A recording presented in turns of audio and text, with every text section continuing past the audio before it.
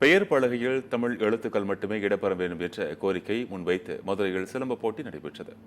மதுரை திருமலங்கம் தனியார் பள்ளியில் முழங்கால் இட்டு ஒற்றை கையால் ஒற்றை கம்பு சிலம்பம் சுற்றும் போட்டியில் சுமார் 400க்கும் மேற்பட்ட மாணவர்கள் கலந்து கொண்டனர். தமிழ்நாடு அரசின் ஆணைப்படி பெயர் பலகையில் தமிழ் எழுத்துக்கள் மட்டுமே இடம்பெற வேண்டும் என்ற ஒற்றை கருத்தை வலியுறுத்தி ஒற்றை கையில் சிலம்பம் சுற்றும் போட்டி சுமார் 6 மணி நேரம் நடைபெற்றது. இந்த சிலம்ப போட்டி சோழன் உலக சாதனை புத்தகத்தில் இடம்பெறவுள்ளது.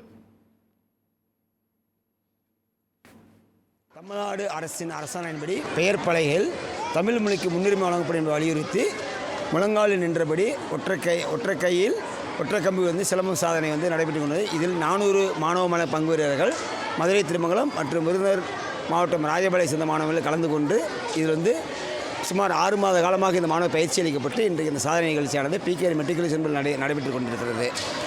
இந்த மாணவர்களில் இந்த சாதனையானது சோழன் உலக சாதனை புத்தகத்தின் சார்பாக அங்கீகரிக்கப்பட்டு மாணவர்களுக்கு அந்த சாதனைக்கின் ஆதாரமாக சான்றிதழ் மற்றும் நினைவு பரிசு பதக்கங்கள் வழங்கப்படுகிறது.